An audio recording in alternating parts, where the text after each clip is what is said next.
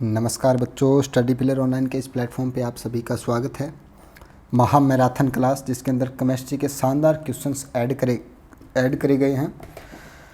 बिना किसी देरी के सवाल शुरू करते हैं, जिससे आपका रिवीजन तो होगा ही होगा, हो सकता है कुछ क्वेश्चन भी पड़ जाए पेपर में। तो पहला क्वेश्चन, जो बच्चा क्वेश्चन कर ले और निश्चित तौर पे कमेंट करिएगा। पहला क्वेश्चन है क्या कि एक सेकेंड बच्चों, हाँ जी, पहला क्वेश्चन है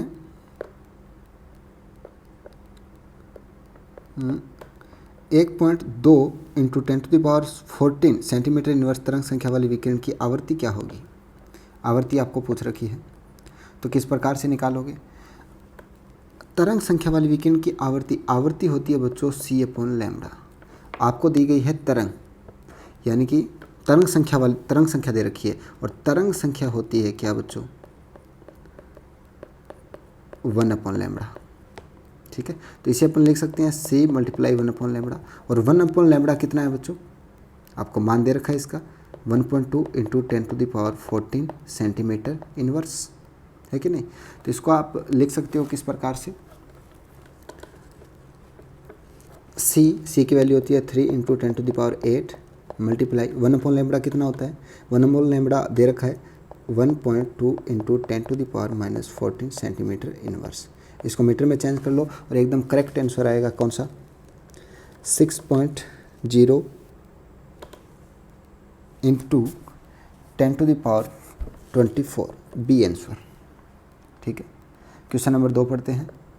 क्वेश्चन नंबर 2 आपसे कहता है हाइड्रोजन परमाणु में निम्न में से कौन सी इलेक्ट्रॉनिक छलांग में अवशोषित ऊर्जा सर्वाधिक होगी। तो जैसा कि बच्चों आपको पता है, किसी एक स्तर से दूसरे स्तर में जब इलेक्ट्रॉन का संक्रमण होता है, यहाँ से यहाँ जब इलेक्ट्रॉन जाएगा बच्चों, तो क्या होगा, ऊर्जा अवशोषित करेगा। क्या ऊर्जा अवशोषित करेगा, है कि नहीं। तो आपको पूछा है, आपको अलग अलग कोष दे रखे हैं n=1 n=2, तो कौन से कोष से कौन से में जाएगा तो मैक्सिमम ऊर्जा अवशोषित करेगा। कुछ ऑप्शन है n=a से n=2 तक, n=2 से 3 तक, इन्फिनाइट से 1 में, या n=3 से n=5 में। तो बच्चों इन्फिनाइट से 1 में नहीं होगा। टोटल देखो n=1 से इन्फिनाइट तक ले जाने में बच्चों कितनी एनर्जी चाहिए होती है, -13.6 इलेक्ट्रॉन वोल्ट। ठीक है, उसमें से n=2 में ले जाने के लिए चाहिए होती है 10.2 इलेक्ट्रॉन वोल्ट। आप निकाल सकते हो किस प्रकार से, एक फॉर्मूला मैं आपको देता हूँ, आपने पढ़ रखा होगा क्या, आपने पढ़ रखा होगा E=-13.6 Z² है ना। इस हिसाब से आप करके देखोगे तो इसका जो आंसर आएगा बच्चों, इसका जो आंसर आएगा क्वेश्चन का वो होगा क्या, ऑप्शन ए। ठीक है, आगे बढ़ते हैं बच्चों क्वेश्चन नंबर 3 की ओर। क्वेश्चन नंबर 3 हमें क्या कहता है, ई ऊर्जा वाले एक फोटोन विकिरण की तरंग दैर्ध्य 4000 एंगस्ट्रॉम है, तो 0.5 ई ऊर्जा वाले फोटोन विकिरण की तरंग दैर्ध्य क्या होगी। बड़ा सिंपल सा सवाल है, बिल्कुल आसानी से कर सकते हो। किस प्रकार से करोगे मैं आपको बता देता हूँ। आपको ई ऊर्जा का फोटोन दे रखा है, फॉर्मूला क्या होता है E=hc/λ, यानी कि मैं कह सकता हूँ E व्युत्क्रमानुपाती होता है लैम्बडा के। यहाँ से एक कॉम्बिनेशन अपन बना सकते हैं क्या, E1/E2 =λ2/λ1। ठीक है, और सवाल में आपको दे रखा है, क्या दे रखा है, E के लिए है E1, ई ऊर्जा वाला मान लो E1 मान लो के लिए 4000 एंगस्ट्रॉम, और 0.5 ई के लिए कितनी है आपको ज्ञात करनी है। यानी कि E1 की वैल्यू कितनी दे रखी है आपको बच्चों, E1 की वैल्यू है E, E2 की वैल्यू है 0.5 ई। ठीक है, λ2 आपको ज्ञात करना है, λ1 कितना है 4000 एंगस्ट्रॉम। यहाँ से आप इसको λ2 जब आप सोल्व करोगे बच्चों, क्या यहाँ से जब λ2 आप सोल्व करोगे तो एकदम एक्यूरेट आंसर आएगा। कितना आंसर आएगा 8000 एंगस्ट्रॉम। क्या 8000 एंगस्ट्रॉम। आसान है, कर सकते हो, कोई दिक्कत वाली बात नहीं। ठीक है, आसान है बच्चों, कर सकते हो। आगे चलें, चलो जी, तो इसका सही आंसर आएगा ऑप्शन बी। आगे बढ़ते हैं सवाल नंबर 4 की ओर। सवाल नंबर 4 हमें क्या कहता है, एक प्रकाश पुंज का तरंग दैर्ध्य 25 पिकोमीटर है, इसकी तरंग संख्या क्या होगी। तो बहुत आसान है, तरंग संख्या क्या होती है बच्चों, वेव नंबर। वेव नंबर क्या होता है बच्चों, 1/λ। ठीक है, तरंग संख्या 1/λ होती है। तरंग दैर्ध्य आपको दे रखी है कितनी, 25 पिकोमीटर, तो 1/25 पिकोमीटर आपको निकालना है। पिको 10⁻⁻12। इसको आप सोल्व करोगे, कितना आएगा उत्तर बच्चों, सोल्व कर लो आप। ये हो गया यहाँ पे 104 × 10⁻10। ये आ गया बच्चों मीटर में। इसको किस में चेंज करना है, सेंटीमीटर में। तो 10⁻2 से गुना कर दो, 12। क्या गलत कर दिया गया आपने, देख लीजिएगा, आप सोल्व कर लीजिएगा, हो जाएगा। ठीक है, एकदम एक्यूरेट क्वेश्चन है, अपन ने हो सकता है कोई गलती करी है। तो वेव नंबर होता है 1/λ, लैम्डा का वैल्यू आपको दे रखा है, रखोगे तो आंसर आ जाएगा। नेक्स्ट सवाल की ओर बढ़ते हैं बच्चों। अगला सवाल क्या कहता है आपसे, hydrogen helium plus lithium +2 beryllium +3 के द्वितीय बोहर कक्षा में त्रिज्याओं का सही क्रम होगा। द्वितीयक बोहर कक्षा, आसान सवाल है बच्चों। आपको पता है कि जो जो प्लस चार्ज बढ़ता है क्या होगा, त्रिज्या क्या होगी बच्चों, त्रिज्या क्या होगी, घटेगी। क्या होगी त्रिज्या, घटेगी बच्चों।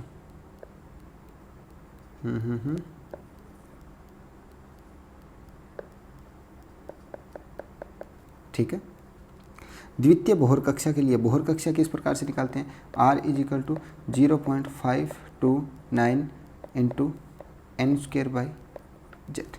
यहाँ पे दूसरी बोहर कक्षा दे रखी है, यानी कि मैं कह सकता हूँ n² तो क्या है, कांस्टेंट है। क्या है, कांस्टेंट। जड़ पे निर्भर करेगा, है कि नहीं, जड़ पे निर्भर करेगा। तो हाइड्रोजन जिसका जड़ ज़्यादा उसकी त्रिज्या क्या होगी, कम।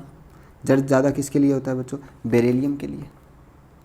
तो बेरिलियम के जड़ क्या हो गया सबसे ज़्यादा, तो इसकी त्रिज्या भी सबसे कम, और साथ में देखो आवेश भी है इस पर। तो ऑप्शन नंबर ए इसका क्या जाएगा, सही आंसर। ठीक है, आगे बढ़ते हैं बच्चों सवाल नंबर 5 की ओर। हाइड्रोजन परमाणु की तीसरी और दूसरी कक्षा के बीच की दूरी, बहुत आसान है, निकाल सकते हो। किस प्रकार से, दूरी निकालने का एक फॉर्मूला होता है बच्चों। बोहर कक्षा के अनुसार R हाइड्रोजन, या मैं कहूँ किसी भी एटम की किसी भी कोष के त्रिज्या अगर निकालनी हो, क्या निकालते हैं, R हाइड्रोजन × n²/z, और ये आती है एंगस्ट्रॉम में। दूसरी और तीसरी के बीच में हाइड्रोजन के लिए निकालनी है, तो R3 - R2 कर दूँ मैं। ठीक है, यहाँ से करूँगा 0.529 n² कितना है बच्चों, यहाँ पे आएगा 9 - 4। ठीक है, मैंने आपको डायरेक्ट करके बता दिया। यहाँ से उत्तर आ जाएगा 0.529 × 5 × एंगस्ट्रम है 10⁻⁻10, सेंटीमीटर में दे रखा है 10⁻²। तो ये आ जाएगा कितना बच्चों, 2.64 × 10⁻⁻8 के करीब आएगा ये। ठीक है, तो ऑप्शन नंबर डी इसका सही आंसर होगा। ठीक है, कोई दिक्कत बच्चों। आगे बढ़ते हैं नेक्स्ट सवाल की ओर। अगला सवाल क्या कहता है आपसे, हाइड्रोजन की प्रथम कक्षा की त्रिज्या 0.53 एंगस्ट्रॉम में हीलियम की द्वितीय कक्षा की परिधि होगी। अरे निकाल सकते हो, आसान है बिल्कुल। कैसे निकालोगे, एक की त्रिज्या दे रखी है। ठीक है, हाइड्रोजन की प्रथम कक्षा की त्रिज्या निकाल रखी है, तो इसके लिए R1 निकाल लोगे। क्या, R1 निकाल लोगे। ठीक है, और उसके बाद हीलियम की निकाल लोगे। फॉर्मूला है, फॉर्मूला आपको पता है कितना, R = R हाइड्रोजन × n²/z। कोई दिक्कत नहीं है, हीलियम प्लस है ये यहाँ पे। ठीक है, हीलियम प्लस कर लोगे, कोई दिक्कत बात नहीं है। नेक्स्ट बात चलते हैं, क्वेश्चन नंबर 8 आपको क्या कहता है, हाइड्रोजन परमाणु की क्या, हाइड्रोजन परमाणु की द्वितीय बोहर कक्षा में उपस्थित इलेक्ट्रॉन की ऊर्जा माइनस ई है, तो प्रथम बोहर कक्षा में उपस्थित इलेक्ट्रॉन की ऊर्जा क्या होगी? ऊर्जा से संबंधित आपको पता है किस प्रकार से करते हैं। ऊर्जा इज इक्वल टू होती है बच्चों क्या? Energy E is equal to होते हैं बच्चों -13.6 Z square by n square, है कि नहीं? इस प्रकार से होती है। अरे यही होती है, ठीक है। तो यहाँ से हाइड्रोजन परमाणु के लिए चाहिए तो जेड तो हो गया निश्चित बच्चों, ठीक है। ये हो गया क्या? कांस्टेंट। अपन क्या कह सकते हैं, यहाँ से अपन फॉर्मूला निकाल सकते हैं अपन कि E1/A2 इज इक्वल टू क्या लिख सकते हैं? N2/N1 का होल स्क्वायर, ये लगा सकते हैं हम। तो E1 कितना दे रखा है बच्चों? -E। E2 अपने को ज्ञात करना है। दूसरी बोहर कक्षा में क्या क्वेश्चन क्या है? हाइड्रोजन परमाणु की द्वितीय बोहर कक्षा में उपस्थित इलेक्ट्रॉन की ऊर्जा E है, ठीक है। तो प्रथम के लिए निकालनी है, अपन E2 का मान E रख लेते हैं, ठीक है। उल्टा कर दिया थोड़ा सा, अपन E2 का मान E रखते हैं। E2 का मान क्या है? E है बच्चों, और E1 अपने को निकालना है प्रथम कक्षा के लिए। N2 का मान कितना है? 2 और इसका 1 का होल स्क्वायर, तो ये कितना आ जाएगा बच्चों? 4E। तो ऋणात्मक में है तो ऋणात्मक में ही आएगा, तो ऑप्शन सी इसका सही आंसर है। आगे बढ़ते हैं बच्चों, अगले सवाल क्या? और सवाल नंबर 9 क्या कहता है आपसे? सवाल नंबर 9, हाइड्रोजन परमाणु में इलेक्ट्रॉन का कौन सा संक्रमण न्यूनतम तरंगदैर्ध्य से संबंधित है? न्यूनतम तरंगदैर्ध्य, अगर बच्चों फॉर्मूला होता है E=hc/λ। अगर ऊर्जा अधिकतम है तो तरंगदैर्ध्य न्यूनतम होगी। तो अपने को न्यूनतम तरंगदैर्ध्य चाहिए, यानी कि ऊर्जा अधिकतम चाहिए, और अधिकतम ऊर्जा वाला अपन ने कर रखा है कौन सा? जो कोस आगे बढ़ते हैं बच्चों, इनका जो ऊर्जा का स्तर है वो घटता जाता है। तो सबसे ज़्यादा किस में आ जाएगी? N3 N2, 2 से 3 में आ जाएगी, 3 से 4 में और कम होगी ऊर्जा, 4 से 5 में और कम हो जाएगी ऊर्जा, ठीक है। ऊर्जा कम होगी तो तरंगदैर्ध्य ज़्यादा, अपने को तरंगदैर्ध्य न्यूनतम चाहिए, यानी कि ऊर्जा ज़्यादा, तो सबसे ज़्यादा ऊर्जा हो जाएगी दिए गए ऑप्शन में N3 से N2 में, ठीक है। आगे बढ़ते हैं क्वेश्चन नंबर 10 की ओर। हाइड्रोजन परमाणु में इलेक्ट्रॉन की स्थितिज ऊर्जा -6.8 इलेक्ट्रॉन वोल्ट है, तो इलेक्ट्रॉन की उत्तेजित अवस्था होगी। अरे बहुत ही आसान सा सवाल है, निकाल सकते हो, फॉर्मूला लगा के निकाल लेना। मैं आपको डायरेक्ट उत्तर बताता हूँ। 10वें का उत्तर आ जाएगा बच्चों ए ऑप्शन, ठीक है, कोई दिक्कत नहीं है। नेक्स्ट सवाल है बच्चों आपके सामने, सवाल नंबर 11। 11 नंबर सवाल क्या कहता है आपसे, देखिए जरा। एक परमाणु में 2 इलेक्ट्रॉन नाभिक के चारों ओर वर्ताकार कक्षाएं जिनकी त्रिज्याएं क्रम से R व 4R है में गति करते हैं। इनके द्वारा एक चक्कर पूर्ण करने में लगे समय का अनुपात क्या होगा? तो एक चक्कर में लगा समय किस प्रकार से निकालते हैं बच्चों? हम कहते हैं कि T होता है 2πr/v। R के फॉर्मूले में आता है बच्चों क्या? n²/z, और v के फॉर्मूले में आता है z²/n²। इसको आप अगर सॉल्व करोगे तो यहाँ से t समानुपाती अपन लिख सकते हैं क्या? t समानुपाती लिख सकते हैं n4/z³, ठीक है। तो यहाँ पे रख के आप अगर सॉल्व करोगे बच्चों तो क्वेश्चन नंबर 11 का जो आंसर आएगा वो आएगा सी ऑप्शन 1:8, ठीक है। एकदम एक्यूरेट क्वेश्चन है, कर लेना आप, कोई दिक्कत वाली बात नहीं। आगे बढ़ते हैं क्वेश्चन नंबर 12 की ओर। क्वेश्चन नंबर 12 आपसे कहता है कि हाइड्रोजन परमाणु में कौन सा संक्रमण उच्चतम आवर्ती की अवशोषण रेखा से संबंधित है? तो वही बात, E होता है बच्चों h म्यू। यहाँ पे म्यू क्या प्रदर्शित करती है? हमें आवर्ती प्रदर्शित करती है तो यदि आवर्ती ज़्यादा चाहिए हमें तो एनर्जी भी ज़्यादा चाहिएगी। तो हमें पता है n इजिकल टू 1 से n इजिकल टू 2 के अंदर मैक्सिमम एनर्जी होती है, या अपन कह सकते हैं n इजिकल टू 1 से अनंत तक। ठीक है, 1 से अनंत तक -13.6 इलेक्ट्रॉन वोल्ट अवशोषित होती है, उसमें 1 से 2 के अंदर ही 10.2 इलेक्ट्रॉन वोल्ट अवशोषित हो जाती है। तो इस आधार पे अपन कह सकते हैं कि इसका आंसर जो आएगा वो आएगा ए आंसर। ठीक है, आगे बढ़ते हैं बच्चों।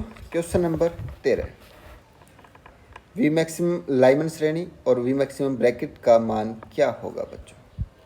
तो हमें पता है लाइमन श्रेणी कौन सी होती है। लाइमन श्रेणी होती है बच्चों जब कोई भी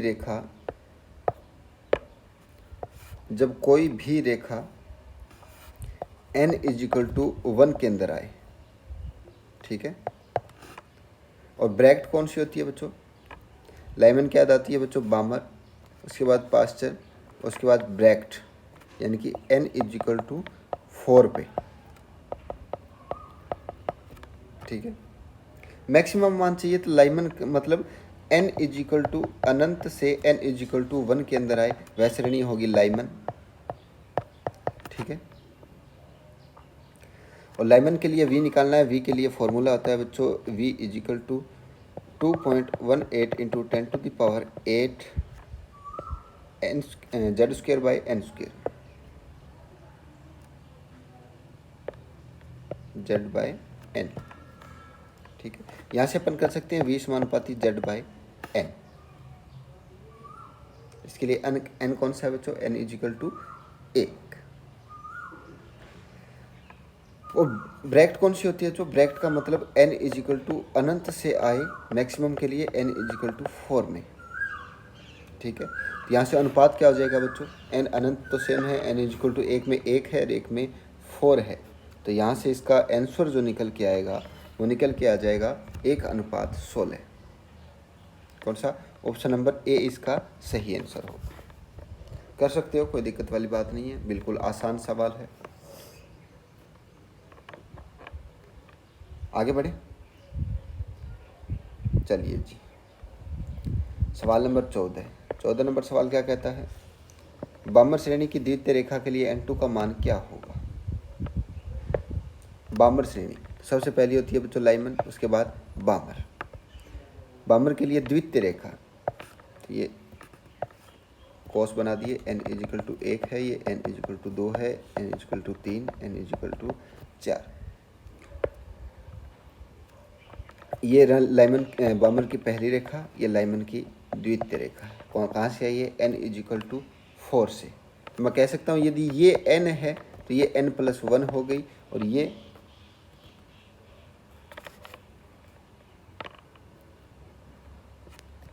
n+2 हो गई, यानी कि n इजिकल टू 4 के लिए मैं क्या कह सकता हूँ, n+2, n1+2।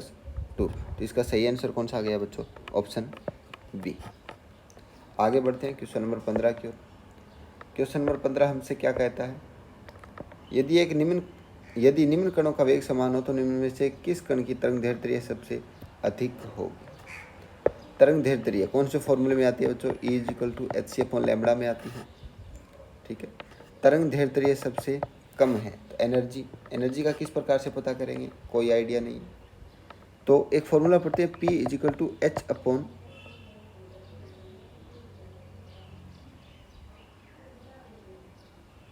Lambda upon de Broglie तरंग दैर्ध्य पढ़ते हैं अपन, क्या, लैम्बडा इजिकल टू h/p, और p होता है बच्चों क्या, इसको लिख सकते हैं mv। ठीक है, डी ब्रोगली तरंग दैर्ध्य इक्वेशन, जो तरंगीय प्रकृति किसी कण की और कणीय प्रकृति के अंदर संबंध स्थापित करता है। यहाँ से मैं कह सकता हूँ जिसका द्रव्यमान ज़्यादा होगा उसकी लैम्बडा कम होगी। सबसे अधिक तरंग दैर्ध्य चाहिए अपने को, सबसे ज़्यादा लैम्बडा के लिए द्रव्यमान सबसे कम होना चाहिए। द्रव्यमान सबसे कम किसका होता है बच्चों, बीटा पार्टिकल का होता है। तो ऑप्शन डी इसका सही आंसर हो जाएगा। आगे बढ़ते हैं, क्वेश्चन नंबर 16, किसी में निश्चित स्थिति में निश्चितता अनिश्चितता संवेग में अनिश्चितता की दुगनी हो तो वेग में अनिश्चितता क्या होगी। अनिश्चितता का संबंध आपको पता है, किस प्रकार से अपन बताते हैं, हम कहते हैं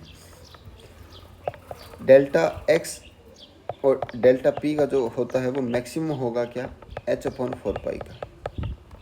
तो इसमें रख के आप जब निकालोगे स्थिति और संवेग का, तो एकदम एक्यूरेट आंसर आएगा बच्चों। कौन सा? 1/2 h/2 ऑप्शन बी इसका सही आंसर।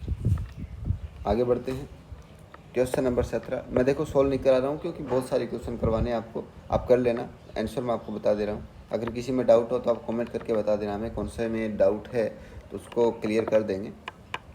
नेक्स्ट सवाल है सवाल नंबर 17। यदि इलेक्ट्रॉन तथा हाइड्रोजन, हीलियम और नियॉन नाभिक के सभी प्रकाश वेग से गतिशील हो तो इन कणों का तरंग दैर्ध्य का सही क्रम क्या होगा? तो वही कॉन्सेप्ट लगाएंगे, जो भारी होगा उसकी तरंग दैर्ध्य क्या होगी? सबसे ज़्यादा होगी बच्चों, है ना। कर सकते हो ऐसे, कोई दिक्कत वाली बात नहीं है। तो यहाँ से सबसे हल्का कौन होता है बच्चों? इलेक्ट्रॉन। ये पहला ऑप्शन इसका सही आंसर आ जाएगा। अब ये भी ये सवाल करा है अपन ने, ठीक है, ऑप्शन है इसका सही आंसर। आगे बढ़ते हैं सवाल नंबर 18। क्या कहता है? मुख्य क्वांटम संख्या n=4 के लिए l=3 के लिए कक्षकों की कुल संख्या कितनी होगी? कक्षक पूछे हैं बच्चों आपके लिए। n=4 में कौन कौन से प्रकार के कक्षक होते हैं?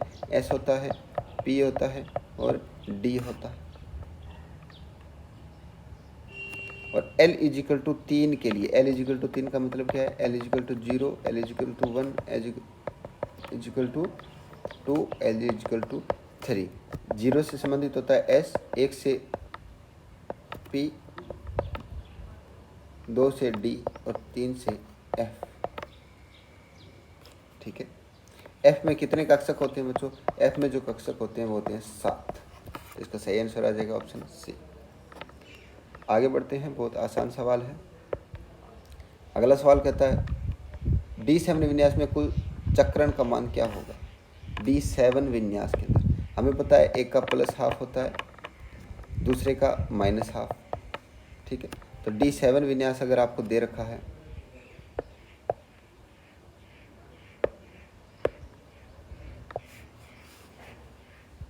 D7 विन्यास दे रखा है आपको, ये हो गया अपना D कक्षक। इसमें इलेक्ट्रॉन्स बढ़ते हैं, चलो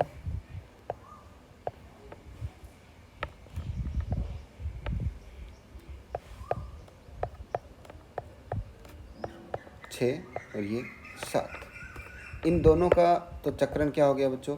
कैंसिल, कट कर देंगे क्योंकि एक का +½ है, एक का -½ एक का +½ एक का -½ लेकिन ये 3 बच गए। इन तीनों का क्या हो गया? +½ +½ और +½ कितने हो गए बच्चे? 3/2। तो इसका सही आंसर 19 में कौन सा आ जाएगा? आंसर ए इसका सही आंसर। आगे बढ़ते हैं बच्चों, क्वेश्चन नंबर 20 क्या कहता है? m=-2 s=½ क्वांटम संख्याओं के लिए सही कक्षक है।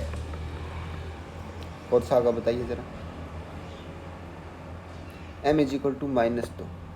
m-2 कब होता है बच्चों? m-2 m की वैल्यू होती है बच्चों +L से -L तक। -2 वैल्यू है तो कहीं पे -1, 0, +1 और +2 भी होगी, है कि नहीं?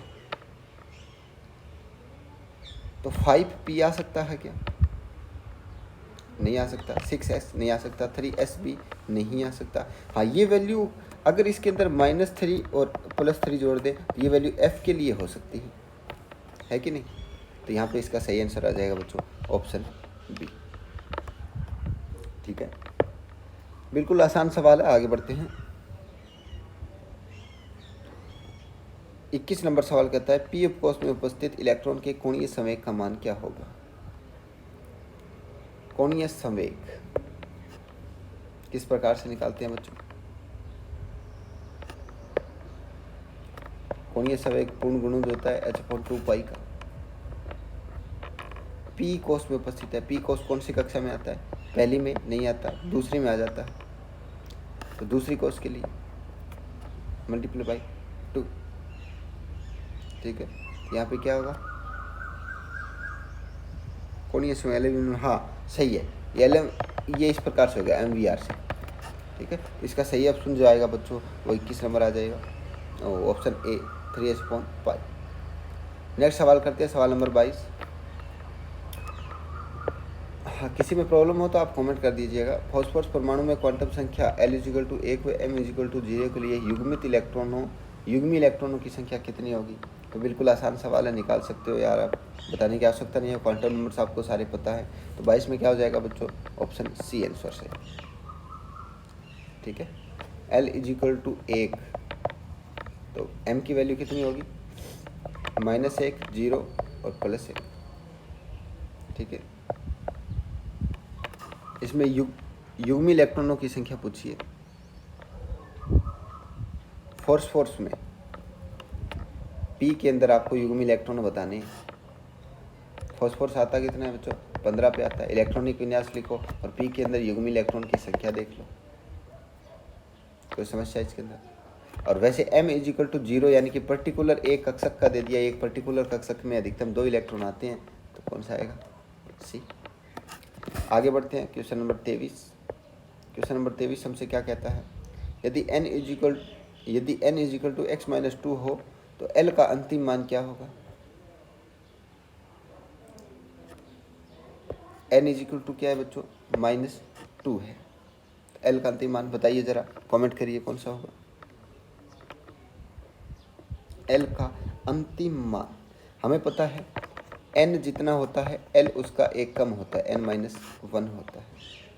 यहाँ पर n कितना है बच्चों? यहाँ पे n की वैल्यू देखिए x-2, उससे एक और घटा दो तो n-3 क्या हो जाएगा? L का मान हो जाएगा। तो ऑप्शन सी इसका सही आंसर। अरे कर सकते हो ऐसे यार, आसान है। एक एक क्वेश्चन कराऊंगा तो ज़्यादा नहीं करवा पाऊंगा मैं। ठीक है, क्वेश्चन नंबर 24।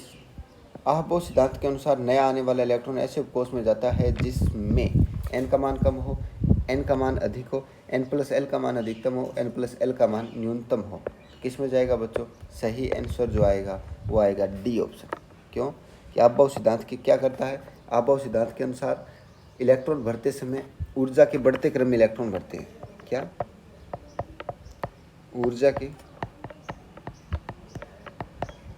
बढ़ते क्रम में इलेक्ट्रॉन भरते हैं। ठीक है, और ऊर्जा का बढ़ता क्रम किस प्रकार से निर्धारित किया जाता है? n+L रूल से। ठीक है, नेक्स्ट सवाल नंबर 25। जब 4f स्तर पूरा भर जाता है तो अगला इलेक्ट्रॉन किस में प्रवेश करता है? 4s के बाद, अरे आपको इलेक्ट्रॉनिक विन्यास आता है, 4f के बाद कितना आता है बच्चों? 5d आता है। 4f, 5d, 6p और 7s, है कि नहीं? ये क्रम आता है, तो कौन सा आ जाएगा? ऑप्शन सी इसका सही आंसर। कोई दिक्कत? आगे बढ़ते हैं, सवाल नंबर 26। 26 नंबर सवाल क्या कहता है? बाह्यतम कोश का विन्यास किस परमाणु के लिए 4s2 होगा? किस परमाणु के लिए होगा? बहुत आसान सवाल है यार, इलेक्ट्रॉनिक विन्यास देख लेना आप। तो यहाँ पे मैं आपको डायरेक्ट आंसर बता दे रहा हूँ, जो परमाणु क्रमांक 30 होगा बच्चों उसके लिए आएगा ये। ठीक है, परमाणु क्रमांक लिखना है, लिख सकते हो यार, लैब असिस्टेंट की तैयारी कर रहे हो आप, इतना तो आपको आता है। नेक्स्ट सवाल की ओर बढ़ते हैं, सवाल नंबर 27। क्या कहता है आपसे? कि एक परमाणु में मुख्य क्वांटम संख्या का अधिकतम मान 4 है तो उस परमाणु में उपस्थित इलेक्ट्रॉनों की अधिकतम संख्या कितनी होगी? मुख्य क्वांटम संख्या 4 है बच्चों, अधिकतम इलेक्ट्रॉन कितने बढ़ जाएंगे इसमें? 2n²। तो कितना हो गया? 32। ठीक है, 32 अधिकतम। ये तो हो गए चौथे कोष में, और इसके अंदर वाले कोष अगर ऐड करोगे ना बच्चों तो टोटल इलेक्ट्रॉन, अरे ये एक ऑप्शन में इसमें थोड़ी सी मिस्टेक है, ऑप्शन चेंज करना पड़ेगा आपको, एक सेकेंड।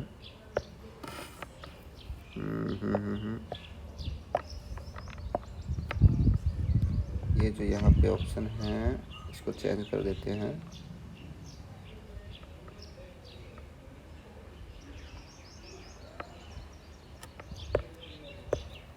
ऑप्शन है बच्चों यहाँ पे 66। ठीक है, तो टोटल इलेक्ट्रॉन जब आप देखोगे बच्चों तो टोटल इलेक्ट्रॉन आएंगे 66। तो ऑप्शन सी इसका सही आंसर हो जाएगा। ठीक है, आगे बढ़ते हैं बच्चों, 28 नंबर सवाल। क्या कहता है आपसे, मुख्य चुंबकीय तथा द्विगंशी क्वांटम संख्या किससे संबंधित होती है बच्चों? तो हमें मालूम होना चाहिए, मुख्य क्वांटम संख्या तो बताती है आकार, क्योंकि वो कोस से संबंधित होती है।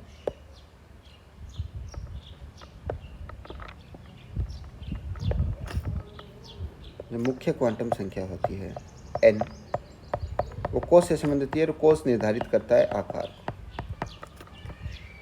फिर आती है चुंबकीय क्वांटम संख्या, जो कक्षक को प्रदर्शित करती है। कक्षक में क्या होती है बच्चों, विन्यास होता है। कक्षकों का क्या होता है, विन्यास, जैसे dx², y², z², इस प्रकार से। द्विगंशी क्या करती है बच्चों, आकृति। तो इस सवाल का सही आंसर हो जाएगा ऑप्शन नंबर ए। आगे बढ़ते हैं, क्वेश्चन नंबर 29 क्या कहता है हमसे, इलेक्ट्रॉन की चक्रण क्वांटम संख्या +½ -½ क्या प्रदर्शित करती है? बहुत आसान है बच्चों, एक इलेक्ट्रॉन दक्षिणावर्त, एक इलेक्ट्रॉन वामावर्त। क्रमशः का पता नहीं, कौन सा कहीं भी हो सकता है। तो इस आधार पर इसका सवाल का जो आंसर होगा ऑप्शन डी को हम करेंगे, क्योंकि जिनमें कोई चीज़ समित समानता नहीं है इनके अंदर, है ना, कोई सा कौन सा भी हो सकता है। ऑप्शन डी इसका सही आंसर। कोई समस्या? आगे बढ़ते हैं बच्चों, सवाल नंबर 30, यदि किसी इलेक्ट्रॉन के लिए चुंबकीय क्वांटम संख्या का मान +2 है तो संगत बोहर कक्षा में तरंगों की संख्या क्या होगी?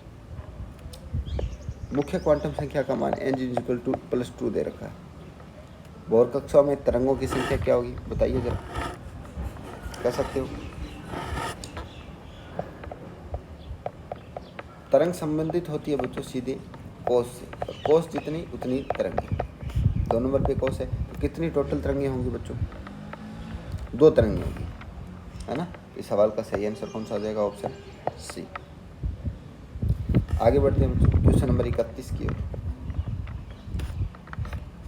31 नंबर क्वेश्चन आपके किससे कहता है, 5f कक्षक में क्या है बच्चों? 1 node, 2 node, 3 node, 4 node. Node क्या होते हैं बच्चों? जहाँ इलेक्ट्रॉन पाए जाने की संभावना क्या हो? 0। तो 31 में क्या आ जाएगा बच्चों? 4। Option D. एक सेकंड बच्चों,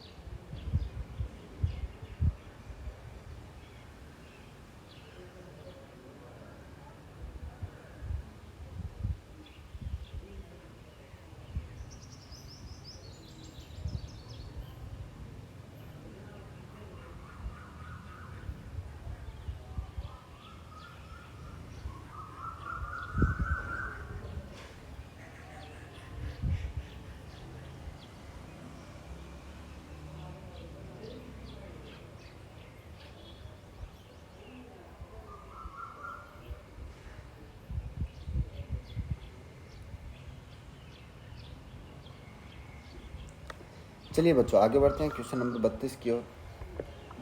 32 नंबर सवाल क्या कहता है, क्वांटम संख्या के संदर्भ में निम्न में से कौन सा सही नहीं है? तो हमें पता है कि पाउली के आवर्जन के नियम के अनुसार किसी एक इलेक्ट्रॉन के लिए चारों क्वांटम संख्याएं समान नहीं होती। तो देखते हैं, आप निकाल सकते हो। n = 3 दे रखा है, 3 दे रखा है, तो l = 1 हो सकता है, 1 है तो m = 0 हो सकता है, -½ हो सकता है, कोई दिक्कत वाली बात नहीं है। 3 2 1 हो सकता है, 3 1 2 ये भी हो सकता है, 3 2 0, यानी कि अपना इसमें आ जाएगा, ये नहीं हो सकता। n = 3, l कौन सा हो जाएगा बच्चों? 0 1 और 2। m कितना हो जाएगा बच्चों? -l से +l तक। ठीक है, तो इस हिसाब से आप करके देख लेना। आगे बढ़ते हैं, क्वेश्चन नंबर 33 क्या कहता है आपसे, z = 104 वाले परमाणु में कितने इलेक्ट्रॉनों के लिए n+1 = 8 संभव होगा? ये आपको निकालना पड़ेगा बच्चों n+l रूल से। क्या? n+1 एल रूल से आप निकाल लीजिएगा। ठीक है, मैं आपको आंसर बता देता हूँ। इसका आंसर आएगा बच्चों 16, यानी कि ऑप्शन बी। ठीक है, आगे बढ़ते हैं। क्वेश्चन नंबर 34 क्या कहता है? चुंबकीय क्वांटम संख्याओं m इजिकल टू 0 + 1 + 2 के लिए मुख्य कोश का न्यूनतम मान क्या होगा? आसान है, या निकाल सकते हैं। m की 3 वैल्यू है, m की 3 वैल्यू दे रखी है, यानी कि टोटल कितनी वैल्यू हो गई? 5। m की 5 वैल्यू किसके लिए होती है बच्चों? d के लिए। d के लिए l का मान कितना होता है बच्चों? 2। और l का मान 2 होता है, इसके लिए n कितना चाहिए बच्चों? 3। तो कौन सा आ जाएगा? Option C. ये आपको क्वांटम नंबर मैंने आपको करवा रखे हैं क्लास के अंदर एकदम डिटेल से एकदम। तो 34वें में आ जाएगा बच्चों सी ऑप्शन। क्वेश्चन नंबर 35 देखते हैं क्या कहता है हमसे। यदि मुख्य क्वांटम संख्या का मान 3 है तो चुंबकीय क्वांटम संख्या के कुल संभावित मान कितने होंगे? निकाल सकते हो। किस प्रकार निकालने हैं आपको? यदि आपको दे रखा है n इजिकल टू 3 तो l कितना होगा बच्चों? 0, 1, 2। जो बच्चे कर सकते हैं वो आंसर कमेंट करें। m कितना होगा बच्चों? 0 के लिए 1, 1 के लिए 3 हो जाएंगे और 2 के लिए 5। 5 3 8 1 9, यानी कि ऑप्शन सी इसका सही आंसर। ठीक है, आगे बढ़ते हैं क्वेश्चन नंबर 36 की ओर। क्या कहता है आपसे? Fe+2 कोबाल्ट+2 निकल+2 सभी के लिए L=2 में उपस्थित युग्मित इलेक्ट्रॉनों की संख्या का योग क्या होगा? तो आप इलेक्ट्रॉनिक विन्यास लिख के देख लीजिएगा। मैं आपको डायरेक्ट आंसर बता दे रहा हूँ। इसका जो आंसर होगा बच्चों वो होगा 12। ऑप्शन 20 का सही आंसर। ठीक है, आगे बढ़ते हैं बच्चों। क्वेश्चन नंबर 37 क्या कहते हैं आपसे? n इजिकल टू 5 व m इजिकल टू 2 के लिए कौन सा सत्य नहीं है? सत्य नहीं है पूछा है बच्चों। n इजिकल टू 5 व m इजिकल टू 2 के लिए तो निकाल सकते हो बच्चों। कौन सा आएगा बताइए?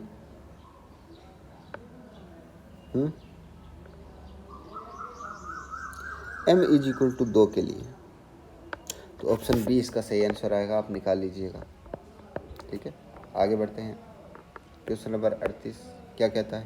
n, l तथा m के मान 3p कक्षक के लिए क्या होंगे? अरे निकाल सकते हो, कोई समस्या नहीं है। कैसे निकालोगे? p कक्षक दिया है, p के लिए l की वैल्यू कितनी होती है बच्चों? 1 होती है। ठीक है, और l की वैल्यू 1 होती है, इसके लिए n की वैल्यू कितनी चाहिए? 2 होनी चाहिए। और m कितना हो सकता है बच्चों py के लिए? px, py, pz 0 या -1 या +1, कोई सा भी हो सकता है ना? तो कौन सा उत्तर आएगा इसका? 3 1 m1, 3 1 m1, ये दोनों हो सकते हैं। इनके ऑप्शन सी इसका सही आंसर होगा। आगे बढ़ते हैं बच्चों। क्वेश्चन नंबर 39 क्या कहता है आपसे? n+l 7 के संभव सभी उपकोषों का मान होगा। अरे यार निकाल सकते हो। ये क्वांटम संख्या अगर आती है ना, आपने सिर्फ क्वांटम संख्या पढ़ रखी है, थोड़ा सा अगर आपने पढ़ रखा है तो इसके सारे सवाल आप कर सकते हैं। और क्वांटम नंबर से निश्चित तौर पे सवाल आएगा बच्चों, है ना? तो 39 में क्या होगा?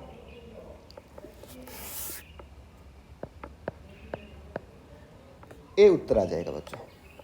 कर सकते हो आसानी से, कोई दिक्कत वाली बात नहीं है। आगे बढ़ते हैं। क्वेश्चन नंबर 40, ऊर्जा का कौन सा क्रम सही है?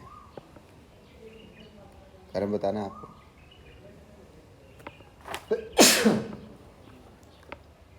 NS, NP, ND, N-1F। अरे ऊर्जा तो यार सबसे कम किसकी होगी यार? S वालों की होगी।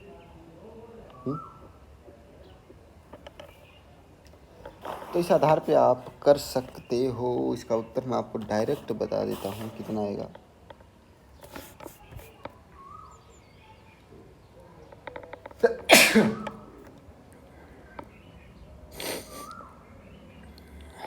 इस सवाल के ऑप्शंस थोड़े सही नहीं कर रखे इसमें, सवाल को काट दो इसको।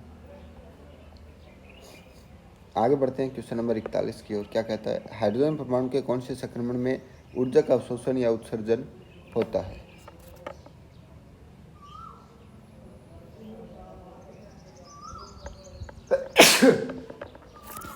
ऑप्शन ए 3px से 3s, ऑप्शन बी 3dxy से 3px, ऑप्शन सी कौन से में होगा बताओ? ऊर्जा का अवशोषण या उत्सर्जन होगा। तो हमें पता है ऊर्जा का अवशोषण या उत्सर्जन जब होता है जब कोष बदले। क्या बदले? जब एक कोष से दूसरे कोष में इलेक्ट्रॉन क्या करे? मूव करे बच्चों, है ना। यहाँ पे 3 है, 3 है, 3 है, 3 है, 3 है, 3 है, सब में 3 3 है, तो कोष में मूव नहीं कर रहा, यानी कि इनमें से कोई नहीं आएगा। Option D. जुकाम हो गया बच्चों, क्या करें। 42 नंबर सवाल क्या कहता है आपसे, परमाणु क्रमांक 24 वाले तत्व में m ऊर्जा स्तर में इलेक्ट्रॉन की संख्या क्या होगी?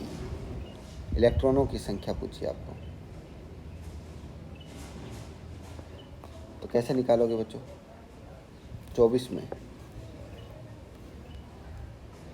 इलेक्ट्रॉनिक विन्यास लिखो, 1s2, 2s2, 2p6, 3s2, 3p6, 4s2। अब क्या आएगा? 3d, कितने भरे? 4, 3d 4, यहाँ पे आएगा 4s 3d 5 आएगा, है ना, ये स्थायित्व के कारण। कितने इलेक्ट्रॉन हो गए बच्चों? ये हो गए 10 और 24 पूरे हो गए। m ऊर्जा स्तर, m ऊर्जा स्तर कौन सा होता है बच्चों? k l m, n is equal to 3 के लिए बोल रहा है आपको। k l m पता है आपको? पहले सबसे पहले n इजिकल टू 1 को बोलते हैं अपन k, उसके बाद l, फिर m n, k से स्टार्ट करते हैं, ABC से नहीं। तो n इजिकल टू 3 के लिए पूछा है। n इजिकल टू 3 में क्या है? 3s के इलेक्ट्रॉन है, 3p के और 3d के। कितने हो गए? 6 5 11 और 3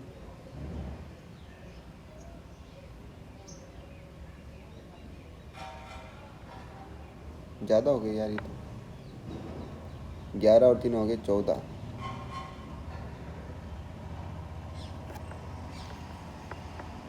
किस प्रकार से होगा ये? कन्फ्यूजन है इसके अंदर यार। परमाणु क्रमांक 24 वाले में तो इलेक्ट्रॉनिक विन्यास तो अपन ने सही लिखा है। बताओ जरा किस प्रकार से होगा? 1s2, 2s2, 2p6, ये 10 हो गए और ये 10 हो गए, 14 पूरे लिखे हैं यार।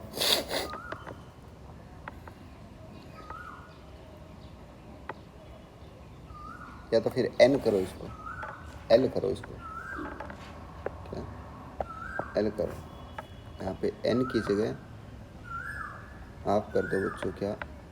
l, ठीक है।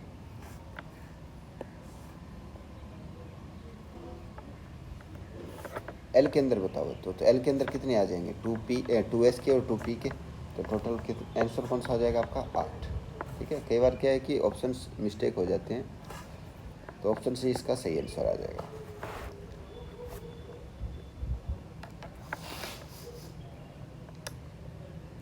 आगे बढ़ते हैं बच्चों, क्वेश्चन नंबर 43। क्रोमियम 24 की मूल अवस्था में युग्मित तथा अयुग्मित इलेक्ट्रॉनों युक्त कक्षकों की कुल संख्या होगी। कक्षक बताने हैं यार, टोटल कितने होंगे? आसानी से निकालते सकते हो, इलेक्ट्रॉनिक विन्यास से भी निकाल सकते हो, डायरेक्ट भी निकाल सकते हो। मैं आपको डायरेक्ट उत्तर बता रहा हूँ। इसके अंदर टोटल 15 कक्षक होंगे, ठीक है, निकाल लीजिएगा आप। आपको क्वेश्चन जब तक आप खुद प्रैक्टिस नहीं करोगे तब तक नहीं आएगा। मैं आपको उत्तर बता दे रहा हूँ। यदि किसी सवाल में दिक्कत हो आप कमेंट करके बता दीजिएगा, मैं डिटेल से डाल दूँगा।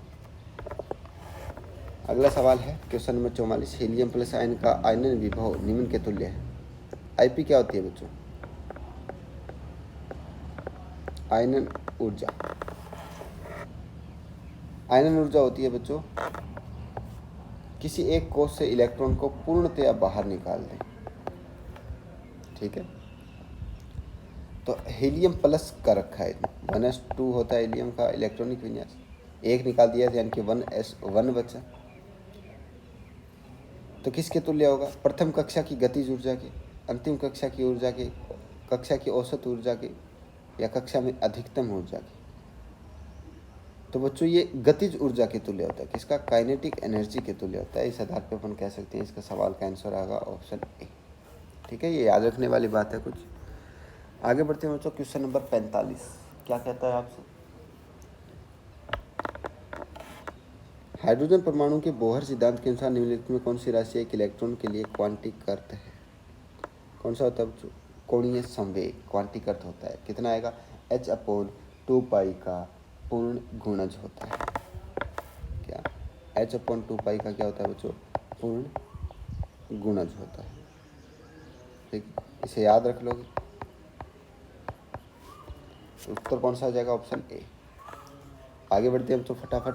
बोहर सिद्धांत के अनुसार H परमाणु में n=6 से n=8 संक्रमण के लिए आवश्यक ऊर्जा कितनी होगी? निकाल सकते हो बच्चों, निकाल लेना। ऊर्जा निकालने का फॉर्मूला आपको बता रखा है, E=-13.6। ये सारे सवाल मैंने आपको क्लास के अंदर करवा रखे हैं। Z²/n², इलेक्ट्रॉन वोल्ट पर एटम आएगी, है ना। तो यहाँ से अगर आप निकालोगे तो कौन सा आएगा बच्चों? ऑप्शन क्या दे रखा है? n=5 से n=6 संक्रमण 6 से 8 में करना है, 5 से 6। 5 और 6 से इससे थोड़ी सी क्या आएगी बच्चों? कम आएगी, है ना। तो विकल्प ए की ऊर्जा से थोड़ी सी कम, ये आपको निकालनी पड़ेगी प्रॉपर रूप से, है ना। तो निकाल लेना, कोई दिक्कत नहीं है, सही आंसर आ जाएगा आपका। ऑप्शन सी इसका सही आंसर है। क्वेश्चन नंबर 47 क्या बोलता है आपसे? एक परमाणु की बोहर कक्षा में इलेक्ट्रॉन का वेग व त्रिज्या का गुणनफल क्या होता है बच्चों? बहुत आसान है। क्वेश्चन नंबर 47 का आंसर कमेंट करो। किसके व्युत्क्रमानुपाती होता है? वेग और त्रिज्या का गुणनफल। ये इलेक्ट्रॉन के द्रव्यमान के व्युत्क्रमानुपाती होता है। ठीक है, कर लेना। आगे बढ़ते हैं क्वेश्चन नंबर 48 क्या कहता है? क्वेश्चन नंबर 48, हीलियम प्लस की किस कक्षा में इलेक्ट्रॉन का कोणीय संवेग h/2 होगा? किस कक्षा में? h/2 पूर्ण कक्षा में होता है। अगर पहली है तो, अगर पहली कक्षा है तो क्या हो जाएगा? 1 गुणा h/2। दूसरी कक्षा है तो 2 गुणा h/2। h/2 दे रखे हैं, यानी कि पहली कक्षा है, यानी कि उत्तर कौन सा आ जाएगा? ए। कोई समस्या है इसमें? आगे बढ़ते हैं क्वेश्चन नंबर 49 की ओर। क्वेश्चन नंबर 49 हमसे क्या कहता है? हाइड्रोजन की nवीं कक्षा की ऊर्जा En है, तो हीलियम प्लस की nवीं कक्षा की ऊर्जा क्या होगी? बहुत आसान है बच्चों यार, निकाल सकते हो, पक्का मुझे पता आप निकाल सकते हो। 4 गुनी हो जाएगी इसकी। क्यों? क्योंकि Z/n आता है फॉर्मूला में, हीलियम का 2 डायरेक्ट बढ़ गया, तो ये होगी 4 गुनी, यानी कि ऑप्शन ए इसका सही आंसर। आगे बढ़ते हैं क्वेश्चन नंबर 50 की ओर। फटाफट सारे क्वेश्चन को सल्टा देते हैं। कोई भी क्वेश्चन अगर ना आए तो आप कमेंट कर दीजिएगा। हाइड्रोजन परमाणु की प्रथम व द्वितीय उत्तेजित अवस्था में ऊर्जाओं का अनुपात, वही बात यार, उल्टा हो जाएगा। कितना आ जाएगा? या 4, या तो आएगा 4:1, या आएगा 1:4। बताओ जरा। हाँ, उत्तेजित अवस्था दे रखी है क्या? चलो जी बताते हैं। उत्तेजित अवस्था कौन सी होती है बच्चों? प्रथम उत्तेजित अवस्था। प्रथम उत्तेजित अवस्था का मतलब क्या है बच्चों? n=2 में चला गया। ठीक है, 2 की ऊर्जा। और द्वितीय उत्तेजित अवस्था का मतलब ये प्रथम और ये आगे द्वितीय। n 3 और 2 का चाहिए, यानी कि 9 और 4, यानी कि या तो 9 आएगा, 9:4 आएगा, या 4:9 आएगा, है ना। तो कौन सा आएगा? 50 में? 50 में आ जाएगा बच्चों डी ऑप्शन, 9:4। निकाल सकते हो क्योंकि ये दे रखा है आपको। एनर्जी किस प्रकार है? -13.6 Z/n, Z²/n², क्या आएगा? इलेक्ट्रॉन वोल्ट पर एटम। आसान है, कर लोगे, कोई दिक्कत वाली बात नहीं है। आगे बढ़ते हैं क्वेश्चन नंबर 51 की ओर। n+l मुख्य क्वांटम संख्या वाले ऊर्जा स्तर के लिए दीर्घवृत्ताकार कक्षाओं की संख्या है। n+l मुख्य क्वांटम, n+1 मुख्य क्वांटम संख्या वाले ऊर्जा स्तर के लिए दीर्घवृत्ताकार कक्षाओं की संख्या कितनी होगी बच्चों? तो जितने कोस हैं उतनी संख्या होगी, यानी कि 51 में कौन सा आ जाएगा बच्चों? बताओ जरा।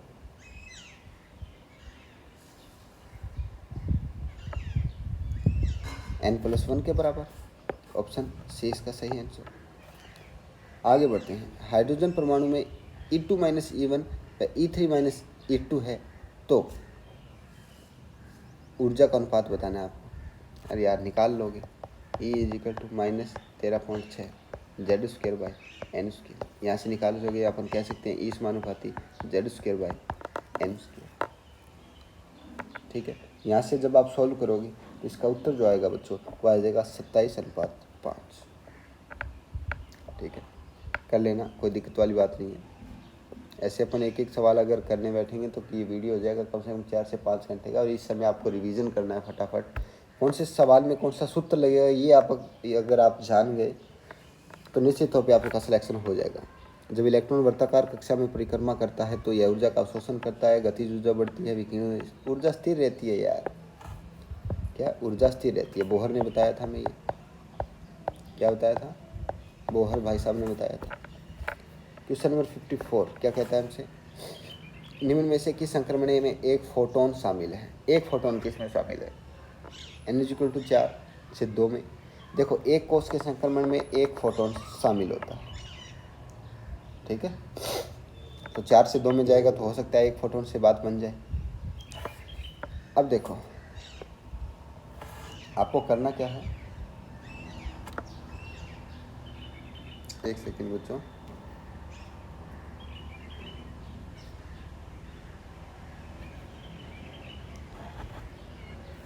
तो इन सभी के अंदर क्या है बच्चों, आपको सोल्व इस प्रकार से करना है कि आपको इनके बीच का ऊर्जा का अंतराल देखना है, 4 और 2 के बीच का, 3 और 1 के बीच का, इसके बीच का।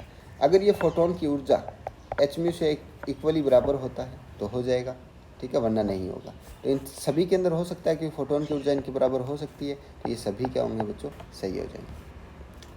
क्वेश्चन नंबर 55, हाइड्रोजन परमाणु की मूल अवस्था में इलेक्ट्रॉन की ऊर्जा और बेरिलियम प्लस की प्रथम उत्तेजन में इलेक्ट्रॉन की ऊर्जा का अनुपात क्या होगा? ऊर्जा का अनुपात किस प्रकार से निकालते हो? E = minus 13.6 Z square by n square निकाल सकते हो उससे।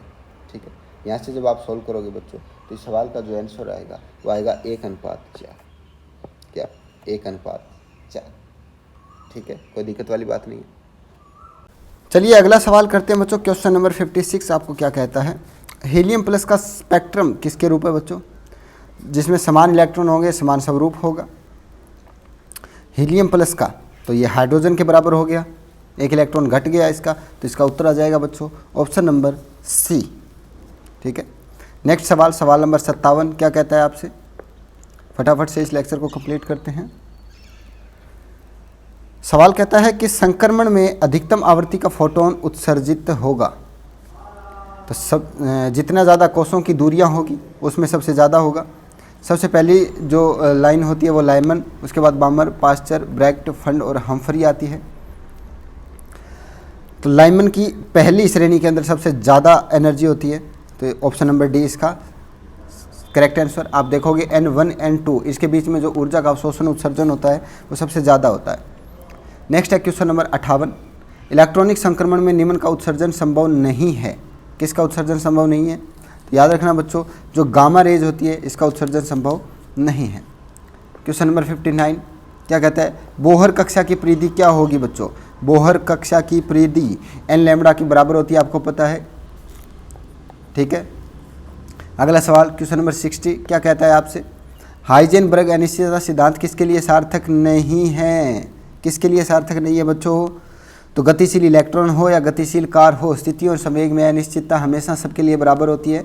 तो अपन कह सकते हैं ऑप्शन नंबर डी, स्थिर कण और गतिशील कण। 61 नंबर क्वेश्चन कहता है, किस कण का तरंग दैर्ध्य न्यूनतम है? किस कण का तरंग दैर्ध्य न्यूनतम है? जल्दी से बताओ जरा।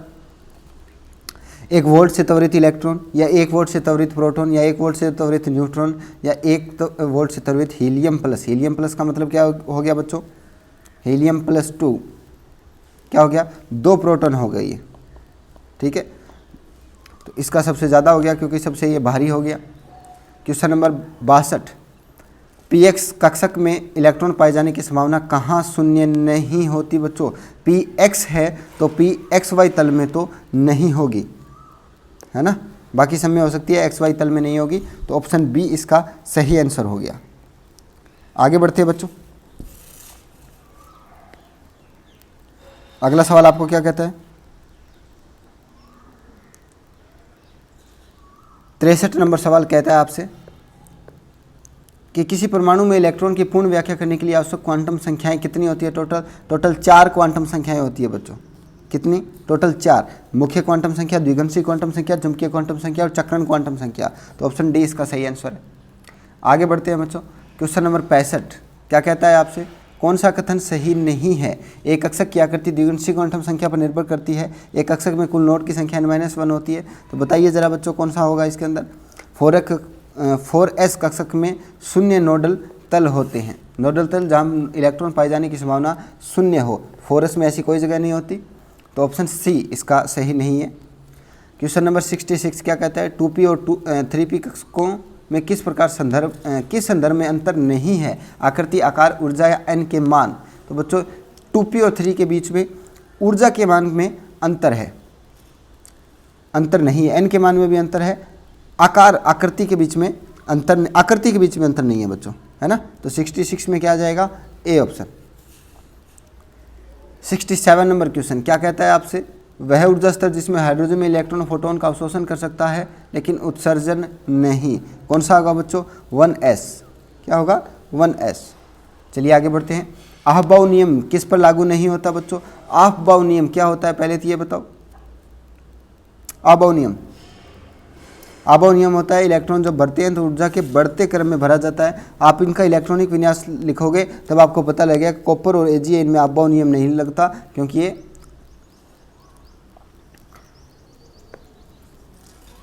नेक्स्ट सवाल नंबर 69, कौन सा उपकोष मान्य नहीं है। 2d 4f 6p 3s। कौन सा मान्य नहीं है बच्चों, तो 2d, d कहाँ से चालू होता है, तीसरे कोष से d चालू होता है, तो 2d मान्य नहीं है। ऑप्शन नंबर ए इसका सही आंसर होगा।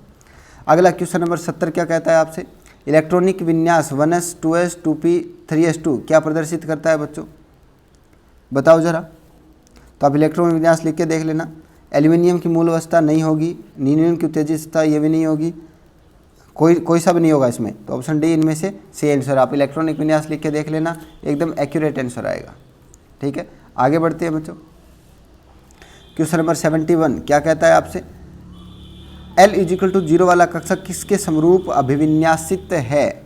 L = 0 वाला तो किसके समरूप अभिविन्यासित है बच्चों, 0 किसके लिए आता है, L0 S कक्षक के लिए आता है। और S किसके समरूप होता है बच्चों, नाभिक के समरूप। ठीक है, नेक्स्ट क्वेश्चन नंबर 72 क्या कहता है आपसे, समान ऊर्जा कोष के उपकोष की ऊर्जा का आरोही क्रम निम्न के द्वारा व्यक्त किया जाता है। किसके द्वारा व्यक्त किया जाता है बच्चों, तो वो व्यक्त किया जाता है L के बढ़ते मान के द्वारा। किसके द्वारा, L के बढ़ते मान के द्वारा, ध्यान रखना। अगला सवाल नंबर 73, उत्तेजित अवस्था में विलगित हाइड्रोजन परमाणु IE1 13.6 इलेक्ट्रॉन वोल्ट से इलेक्ट्रॉन निकालने के लिए आवश्यक ऊर्जा कितनी होगी बच्चों।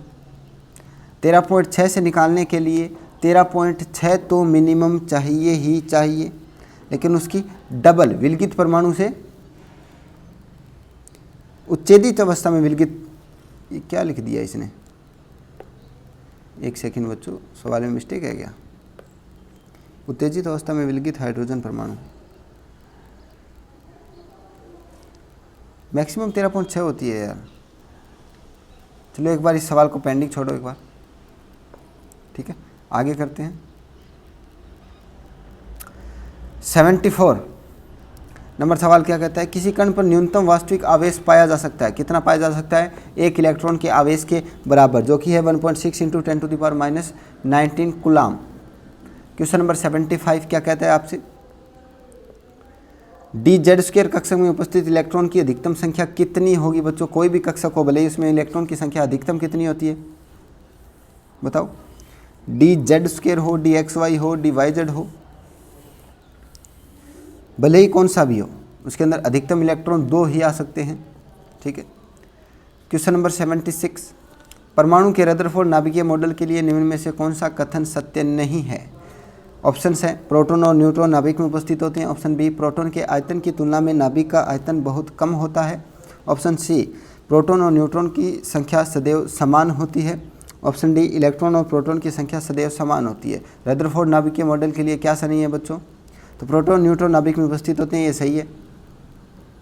ठीक है, और प्रोटॉन के आयतन की तुलना में कहते हैं, ये भी सही है। इलेक्ट्रॉन प्रोटॉन की संख्या, ये भी सही है। प्रोटॉन और न्यूट्रॉन की संख्या सदैव समान होती है, ये गलत होता है बच्चों, ठीक है।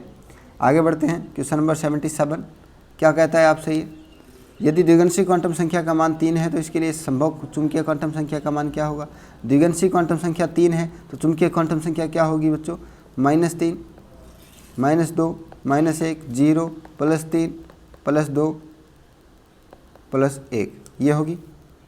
तो ±1 2 3 और 0, तो ऑप्शन बी इसका सही आंसर, ठीक है।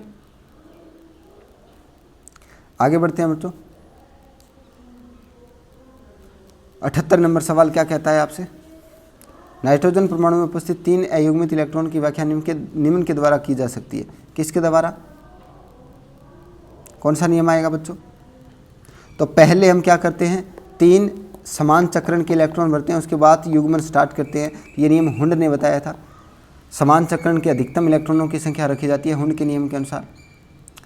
नेक्स्ट सवाल है 79, क्या कहता है आपसे, निम्न में से कौन सा समुच्चय सम इलेक्ट्रॉनिक स्पीसीज का है। सम इलेक्ट्रॉनिक स्पीसीज निकाल सकते हो, sodium 11, calcium magnesium 12, nitrogen fluorine sodium में इलेक्ट्रॉन अगर आप निकालोगे तो बिल्कुल सही आंसर आएगा ऑप्शन नंबर बी, ठीक है। निकाल लेना आप कर सकते हैं आसानी से, कोई समस्या वाली बात नहीं है।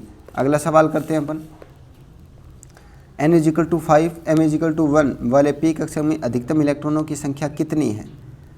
तो कितनी लिख सकते हो बच्चों, m = 1 है तो कितने, भले ही कोई सा भी कक्षा को यार, इलेक्ट्रॉन तो वही, उसके अंदर 2 ही भरे जा सकते हैं, तो ऑप्शन बी इसका सही आंसर होगा।